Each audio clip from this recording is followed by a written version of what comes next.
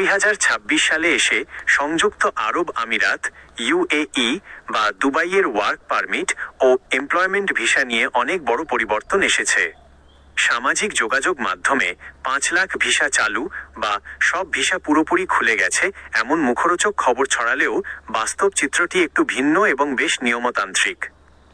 বাংলাদেশি কর্মীদের জন্য দুবাই বা ইউএই ভিসার বর্তমান পরিস্থিতি নিচে বিস্তারিত তুলে ধরা হলো। বর্তমান ভিসার আসল পরিস্থিতি 2026। সংযুক্ত আরব আমিরাতের মানব সম্পদ ও কর্মসংস্থান মন্ত্রণালয় OOHRE এবং দুই দেশের কূটনৈতিক আলোচনার ভিত্তিতে বর্তমানে নির্দিষ্ট কিছু নিয়মে ভিসা ইস্যু করা হচ্ছে। হাই প্রফেশনাল ও স্কিল্ড ভিসা সম্পূর্ণ চালু। Engineer, doctor, IT specialist, accountant বা ম্যানেজমেন্ট পর্যায়ের উচ্চশিক্ষিত এবং দক্ষ পেশাজীবীদের স্কিল্ড ওয়ার্কার্স ভিসা স্বাভাবিক নিয়মে হচ্ছে। তবে এর জন্য শিক্ষাগত যোগ্যতার সার্টিফিকেট অবশ্যই বাংলাদেশের পররাষ্ট্র মন্ত্রণালয় MOFA এবং ঢাকায় অবস্থিত ইউএই দূতাবাস থেকে সত্যায়িত অ্যাটেস্ট হতে হবে। কোম্পানি কোটা সাপেক্ষে সাধারণ লেবার ভিসা, সাধারণ বা আনস্কিল্ড যেমন কনস্ট্রাকশন, লজিস্টিক্স বা ক্লিনার ক্যাটাগরির ভিসা ঢালাওভাবে সবার জন্য উন্মুক্ত নয়। তবে যেসব কোম্পানির ক্লিয়ার ব্যালেন্স ও নির্দিষ্ট কোটা অনুমোদিত আছে তারা বিশেষ প্রক্রিয়ায় বাংলাদেশ থেকে সরাসরি কর্মী নিতে পারছে।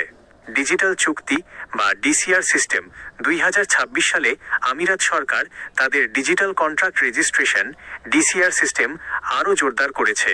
অর্থাৎ কোনো কোম্পানি আপনাকে নিতে চাইলে শুরুতেই MOHRE সিস্টেমে আপনার বেতন, থাকা, খাওয়া ও ছুটির বিবরণী ডিজিটাল চুক্তিতে উল্লেখ করতে হবে।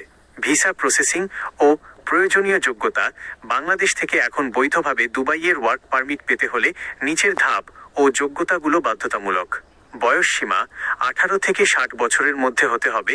বিশেষায়িত পদের জন্য 65 বছর পর্যন্ত শিথিলযোগ্য। পুলিশ ক্লিয়ারেন্স বাধ্যতামূলক। বাংলাদেশ পুলিশ থেকে ইস্যু করা 3 মাসের মধ্যকার একটি ফ্রেশ পুলিশ ক্লিয়ারেন্স সার্টিফিকেট লাগবে, যা পররাষ্ট্র মন্ত্রণালয় ও ইউএই দূতাবাস থেকে সত্যায়িত হতে হবে।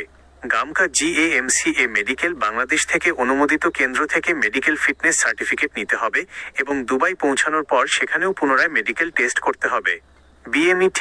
BMET smart card visa issue হওয়ার পর সরকারের জনশক্তি কর্মসংস্থান ও প্রশিক্ষণ ব্যুরো BMET থেকে স্মার্ট কার্ড সংগ্রহ করা বাধ্যতামূলক।